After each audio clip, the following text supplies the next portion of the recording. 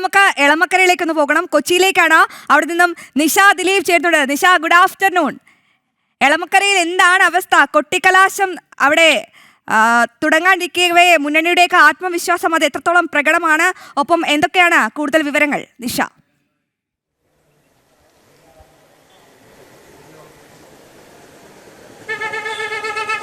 വീണ, കൊട്ടിക്കലാശം ഈ എറണാകുളം ജില്ലയിൽ പലയിടത്തും ആരംഭിക്കാൻ പോകുന്നതേ ഉള്ളൂ. ഏകദേശം 4 മണിയോടുകൂടി ആരംഭിച്ച് 6 മണിക്ക് അവസാനിക്കുന്ന രീതിയിലാണ് എല്ലാ രാഷ്ട്രീയ പാർട്ടികളും കൊട്ടിക്കലാശം പ്ലാൻ ചെയ്തിട്ടുള്ളത്.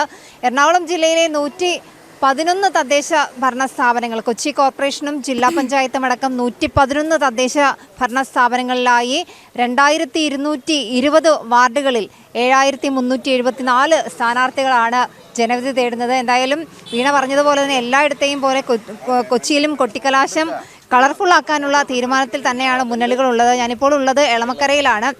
എളമക്കരയിൽ ഈ 2 വാർഡുകളിലെ വീതമുള്ള സ്ഥാനാർത്ഥികളുടെ ഈ കൊട്ടിക്കലാശം ഒന്നിച്ച് വന്ന് ഒരു സ്ഥലത്ത് ചേർന്ന് അതിനുശേഷം മറ്റ് വാർഡുകളിലേക്ക്, അതായത് അവരവരുടെ വാർഡുകളിലേക്ക് പോകുന്ന രീതിയിലാണ് കൊട്ടിക്കലാശം പ്ലാൻ ചെയ്തിട്ടുള്ളത്. കൊച്ചിയെ സംബന്ധിച്ചിടത്തോളം പറയുകയാണെങ്കിൽ കൊച്ചിയിൽ നിരവധി പ്രശ്നങ്ങളുണ്ട്. അതുകൊണ്ട് തന്നെ ഇത്തവണ എല്ലാ മുന്നണികളും ഒരുപോലെ ആ പ്രശ്നങ്ങളെയൊക്കെ അഭിമുഖീകരിച്ച് പരമാവധി വോട്ട് നേടി പരമാവധി വാർഡുകളിൽ വിജയം എന്നുള്ള രീതിയിൽ തന്നെയാണ് മുന്നോട്ട് പോകുന്നത്.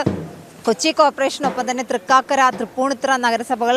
തൃപ്പൂണിത്തുറ നഗരസഭ എന്ന് പറയുമ്പോൾ BJP ഏറ്റവും വലിയ പ്രതീക്ഷ വെച്ച് പുലർത്തുന്ന ഒരു നഗരസഭയാണ് തൃപ്പൂണിത്തുറ. കഴിഞ്ഞ തവണയും BJPക്ക് പ്രാതിനിധ്യമേറെയുള്ള ഒരു നഗരസഭയായിരുന്നു തൃപ്പൂണിത്തുറ നഗരസഭ. ഒപ്പം തന്നെ ഈ കൊച്ചി കോർപ്പറേഷനുകളിലും ഇത്തവണ LDF ആണ് കൊച്ചി കോർപ്പറേഷൻ ഭരിക്കുന്നത്. ഇത്തവണ വീണ്ടും ആ ഭരണം നിലനിർത്താൻ അവർ ശ്രമിക്കുമ്പോൾ കൊച്ചിയിലെ ജനങ്ങളുടെ ബുദ്ധിമുട്ടുകളും അവരുടെ ജീവിതവുമായി ബന്ധപ്പെട്ട് ഉയർന്ന നിരവധി പ്രശ്നങ്ങൾ, കുടിവെള്ള പ്രശ്നം, ഒപ്പം തന്നെ തെരുവുനായ ശല്യം, അതൊക്കെ രൂക്ഷമായൊരു സാഹചര്യത്തിൽ